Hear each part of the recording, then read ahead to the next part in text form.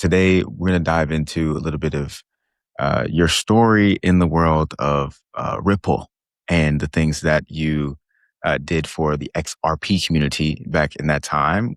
Yeah. We'll also dive into a little bit more of what you're up to now, as well as looking at the SEC regulations around crypto and how all of that is continuing to develop.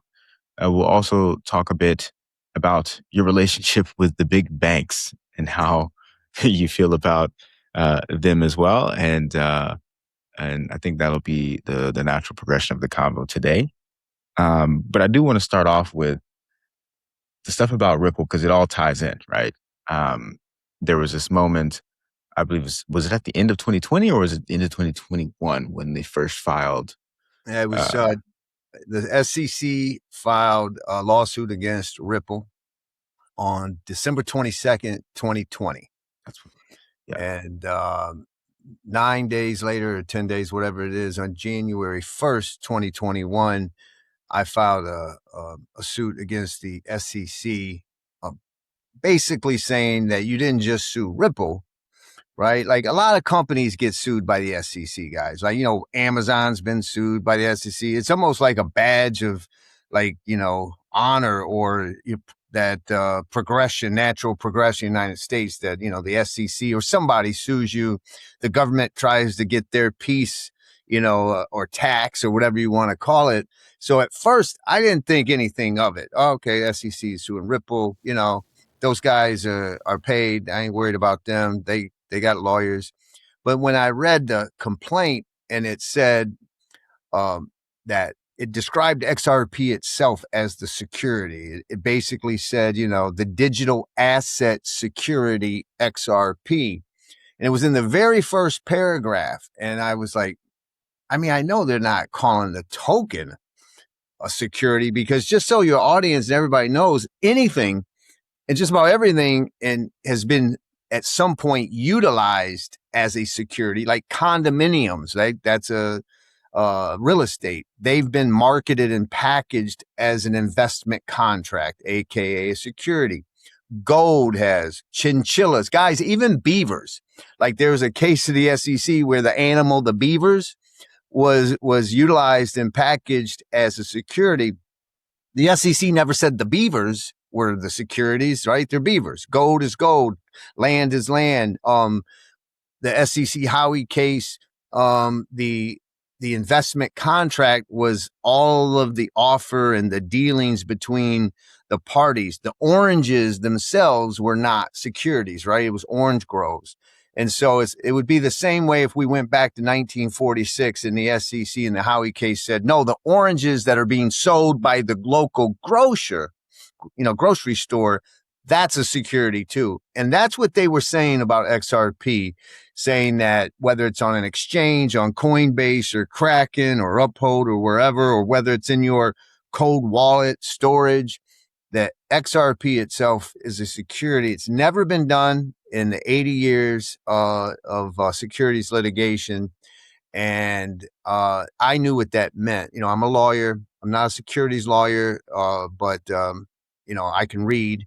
And I knew that the lawyers at Coinbase and Kraken and crypto, they're all going to say, hey, don't go up against the SEC, delist XRP. It's the safe thing to do because if Ripple loses the case and you didn't delist once you got notice that the SEC was claiming it was, they're going to come back and tax you. So I knew that was happening. I was surprised that Uphold didn't delist it, and that was good for their business. But that's why I got involved. I didn't know it would go viral. To be honest, I was just a pissed off guy, who was a lawyer. I hate government overreach. And when the government hurts small retail investors, and so I sued the SEC and it went viral and that's how it all started.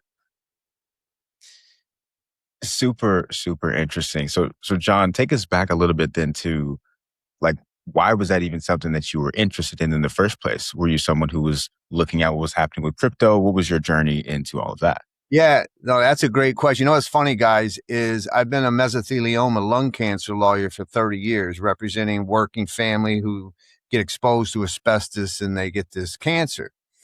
And all of a sudden, I became known as the XRP lawyer. I had Bitcoin maxis like calling me like the shit token, the shit coin lawyer, and all of these. And what's crazy is I only had a small investment in XRP. Like all I did was I found Bitcoin, guys, and the reason why Bitcoin was so attractive to me, you got to understand my background. I come from real poverty. My mother was on welfare and food stamps, deadbeat dad who abandoned us. We're living in a subsection of Detroit that you look it up, it's like ranked top 10 worst neighborhoods in America for 50 years.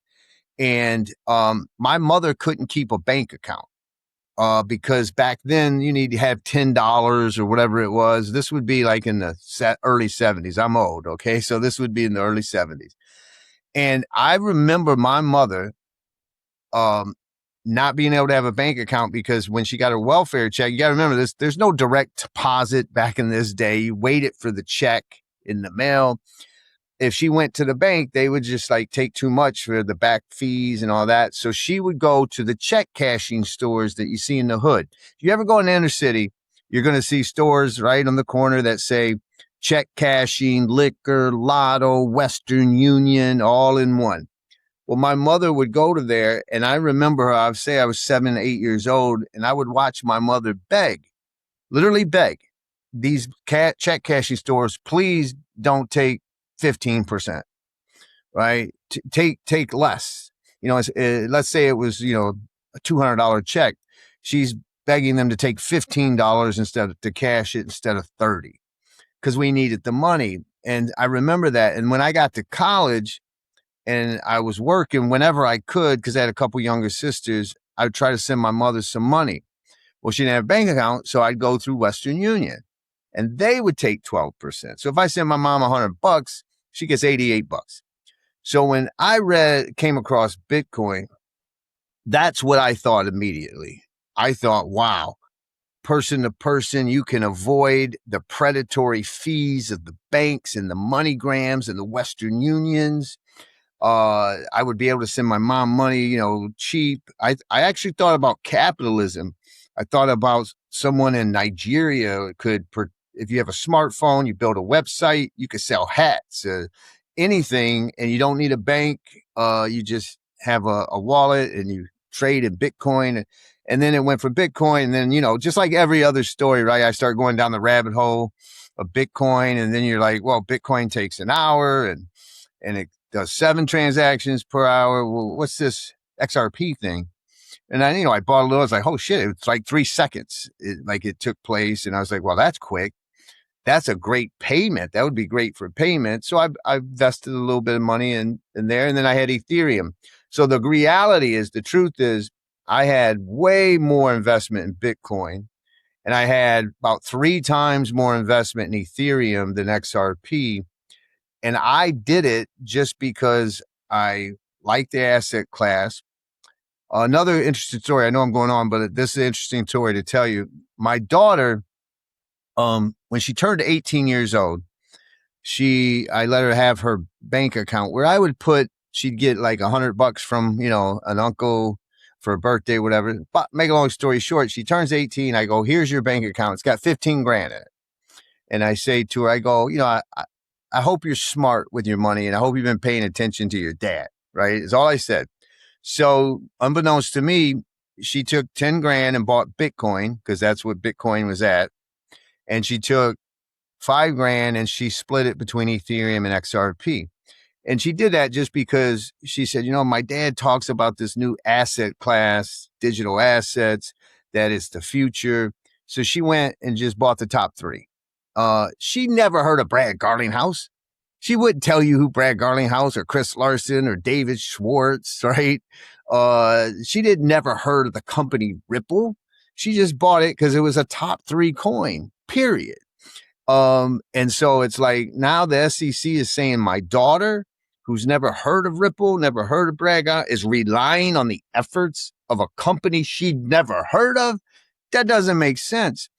And then I thought, well, if that's my daughter's, I bet there's just tens of thousands of people across the world like that. And so that's sort of the whole,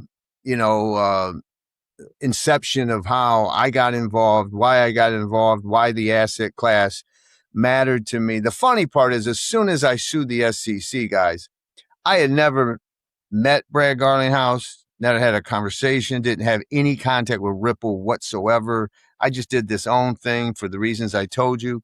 And you know how it is on crypto Twitter. All of a sudden, people was like, this dude is on Brad Garlinghouse's payroll, man. I guarantee you he's getting paid by Ripple. Nobody would do this pro bono, blah, blah, blah. But I hate the government telling us what we own and what we can't own and all of that. So that's how I got involved. Super, super, super interesting. And so we talk a lot about how some people are still ignoring this entire asset class, this entire technology. Hey, you made it to the end of the clip. That means you're probably enjoying this. And if so, just know that you can catch us live every Tuesday and Thursday at 12 p.m. Eastern. And if you want to see the full version of this episode, you can click the link in the description down below. Otherwise, YouTube thinks that you will enjoy this next.